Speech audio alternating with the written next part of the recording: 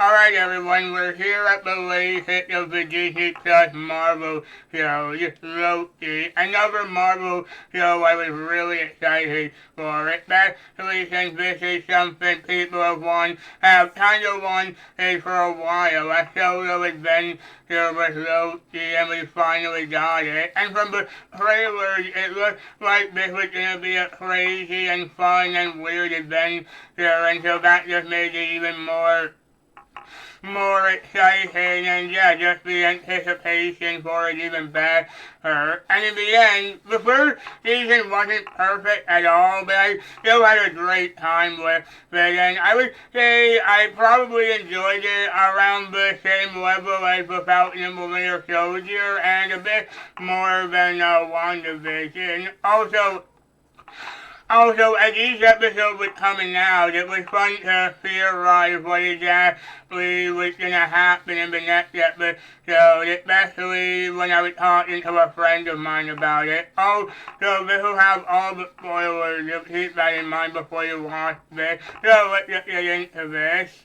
Anyway, the show follows Loki from Avengers Endgame, from the first Avengers movie, who just escaped with the Tesseract in that film, and he's then immediately taken by a group called the TVA, who say they manage everything in time and try to keep all the timelines in check. At first, Loki sees all of this as crazy and insane, but after he meets a diver named Mobius, played by Owen Wilson, he agreed to help them test a variant, which is like a person from a timeline. But there's a lot more to it than that, like the variant revealed to be a female Loki named Sylvie, played by Sophia DiMartino, and there's a huge mystery being built up that someone is behind the huge conspiracy, and now the rest of the show is everyone trying to find out who it is. So what I really like the most about this show is the insane, crazy space adventure aspect to it. There's a lot of absolutely bonkers things that happen throughout the show, and I love it. I also love all the performances. Tom Hiddleston in particular is once again fantastic as Loki, and he's really fun to watch again. And the rest of the actors are also incredible, especially Owen Wilson and Sophia DiMartino.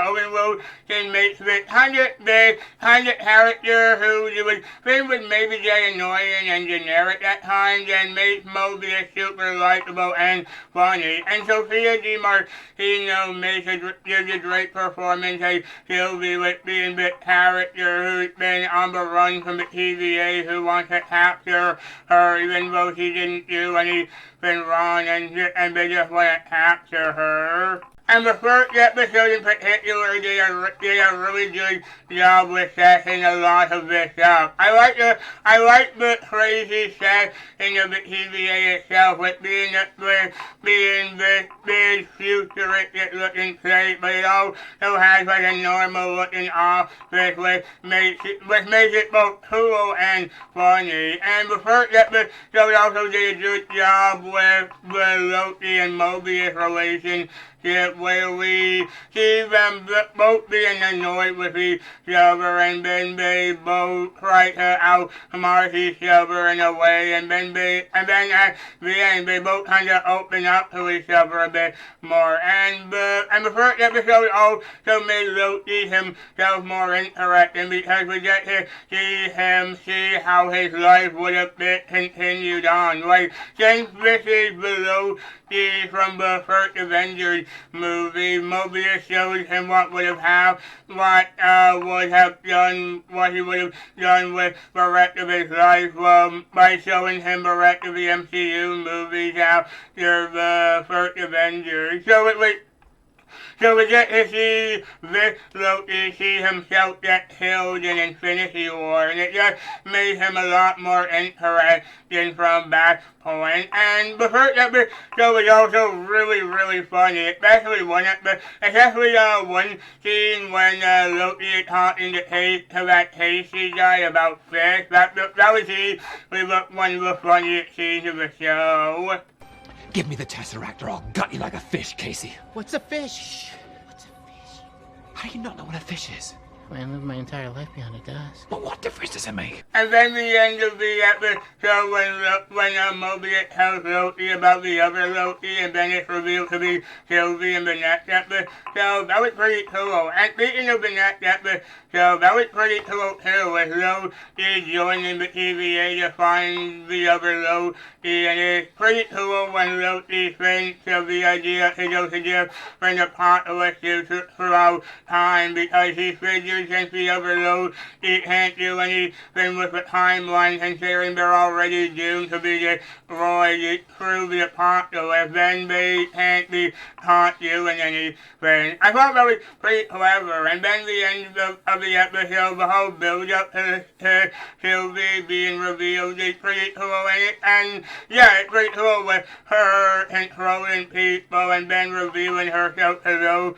It's cool and kind of creepy as well, just the way they did it. And yeah, it was really cool when she was eventually revealed. But then at the end, Loki goes with her, and then they both disappear. And this also leads to a pretty cool third episode when both of them appear on some planet in some random timeline that's about to be destroyed by a moon crashing into it. And we get some pretty interesting moments here with them talking, and it helps flesh both characters out. And we even learn more about the TVA, about how the people working there are people the TVA just took and then erased their memories and had them work there forever. And the ending of the episode is surprising as well when we see Loki and Sylvie trying to get off a planet on a ship, but then the ship gets destroyed, and that's it. It leaves you wondering what's going to happen in the next episode. And on the whole, and on that whole, Loki and Sylvie relationship, then it was obvious that they were setting up a romance for the two of them, but I personally didn't like it. I know that the kind of weirdness of them being the same person might have been intense, but I still personally didn't like it. But then the next episode, the TVA shows up and gets them out of there with Mobius annoyed that he ran off with her, but then Loki tried to tell him that the TVA is a lie, and it was cool when we got to see Shifa again. I didn't expect to see her in the show, but she did, and it was really cool when she did show up. And then we see Mobius thinking about what Loki told him with the truth about the TVA, and learning more about how she learns more about the officers, and learning how they are just people with their memories erased. And then even the officer that Sylvie showed her memory to, and just showing her the memory of her past life was just really nice when we saw all of that as well. And this is all building to, and I like how this is all building to something. And I like how you can tell that Ravonna is behind something. Ravonna being the one in charge of the TVA, behind the timekeepers, supposedly. All this just made it all the more exciting for what was gonna happen, because then Ravonna pruned Mobius, which just means that because we don't know what happens when that does happen. When they get pruned, they just get stuck with some stick or something, and then they just kind of disintegrate into like particles or something. And then at the end of the fourth episode, it's revealed that the timekeepers are just robots, and then And then B-15, I think the officer that Sylvie showed her memory who held both of them. And then, the timekeepers are revealed to be robots. And then Loki is pruned by Ravonna. And then we get that whole fight scene between Ravonna and Sylvie where Sylvie is trying to get some answers as to what's going on. And then the end credit scene of that episode shows Loki waking up somewhere with some variants of himself, like a kid, an alligator, an old man, and some Viking-looking guy. All of it did just look really cool and it was just going like really insane and over the top with it comic book aspect that I really enjoyed it and I was really excited to know what was going to happen next. And then episode 5 was probably my favorite episode.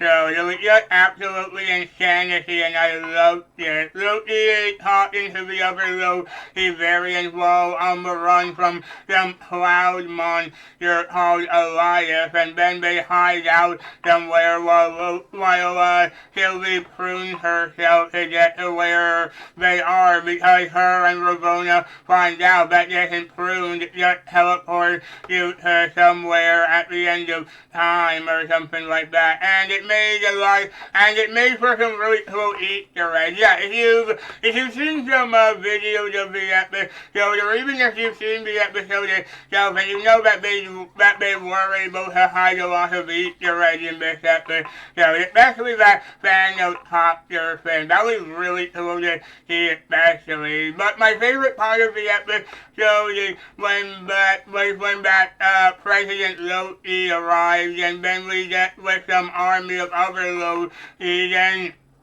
all of a sudden they all just start betraying each other as like a comedic depiction of how Loki is just always betraying people. But the funniest part is when alligator Loki just ate his hand. Like, it's so insane and bonkers, I couldn't stop laughing afterwards.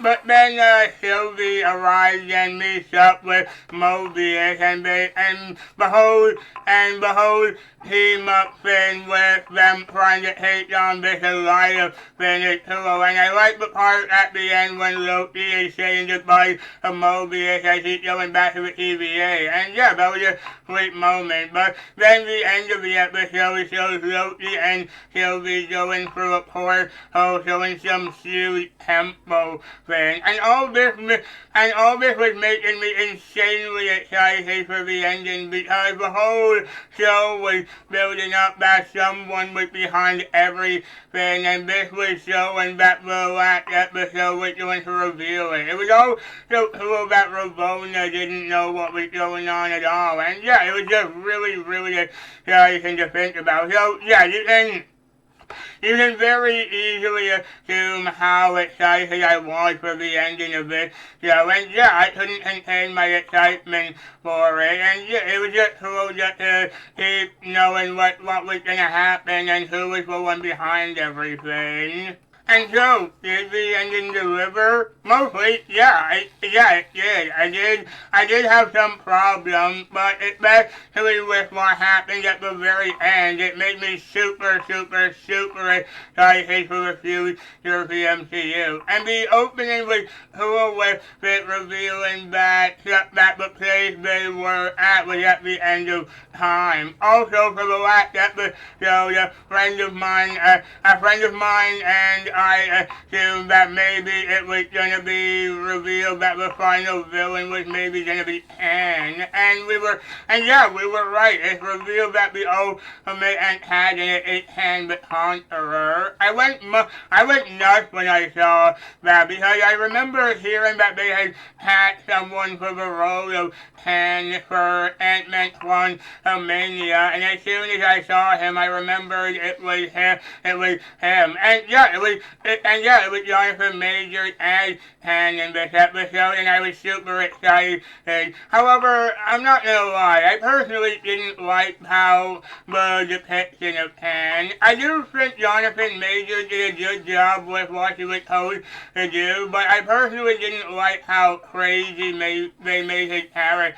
They made him into like as an insane cool guy who acts over the top for whatever reason. I guess I do kind of get it, but personally, I didn't like how they made him like that. I will say though, the things he was saying was interesting, with him being one of the many hands, and he protecting the timeline from the other variants of himself from stars in another war, and it made it interesting when all of that was happening. And it's just more, and it just kind of the way they had him, but it's just kind of the way he was acting that I didn't like. But then we have a moment where Loki and Sylvie fight.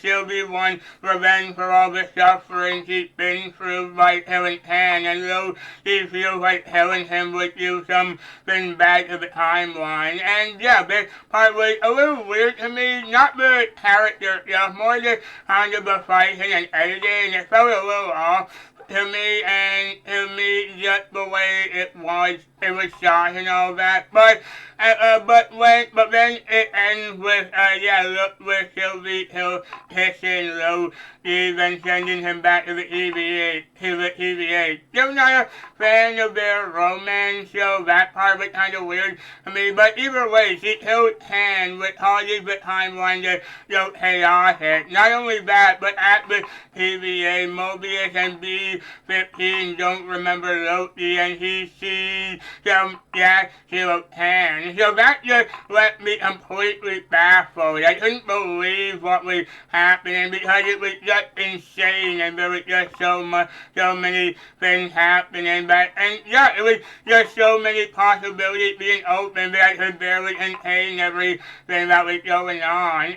But this just made me think of a whole bunch of things, because now this means a whole bunch of Hans will probably be appearing in the future of the MCU. Not only that, but it also makes me think that it makes sense for other MCU movies as well. Mainly Doctor Strange Into the Multiverse of Madness and Spider-Man No Way Home. Now it makes sense why it's called the Multiverse of Madness, and why some people are thinking in the other Spider-Man or from the other movies are crossing over in the movie. And it just made me think of how the other Han variant could be popping up in the other movies. And we already know he's going to be in Quantumania, and he could be a lot of he could be in a lot of the other movies too. And I hope they make him the way he is, but he should be in the comics and not the way he was in this episode. But the ending also gave me hope for the Fantastic Four and the X-Men. Overall, this show's ending just left me thinking for a long time, and now I'm super hyped for the future of the MCU. But yeah, overall, this show was really great. I didn't necessarily like everything in it, with the ending being slightly disappointing, but what this opened up for the future of the series made me so incredibly hyped. And everything behind the scenes was great. All the acting was fantastic.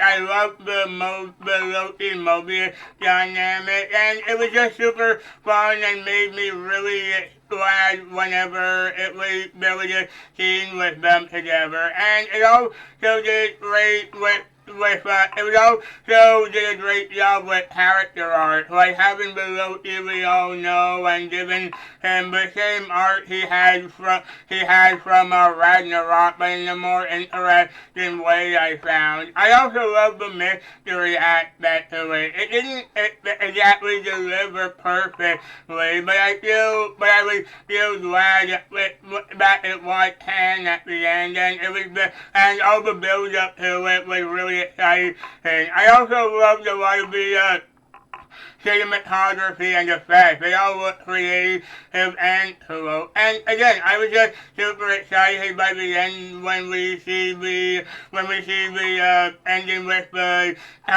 timeline just branching every step, and then what it could mean for the future of the MCU, and I can't wait for whatever comes out next. So overall, I really like this show, and you should definitely check it out if you're able to. And yeah, if you're a fan of the MCU, I highly recommend checking this out. And so, yeah, I went so back my review for the first season of Loki. Thank you all so much for watching. I hope you all liked this video. If you did, then please like this video. Please comment down below to tell me what you think. Please follow me on Twitter at Daniel Maloney, and Disney, fan right of Kingdom Hearts and Disney, please, every day. And please subscribe for more content like this coming soon. I'll see you all next time. Take care.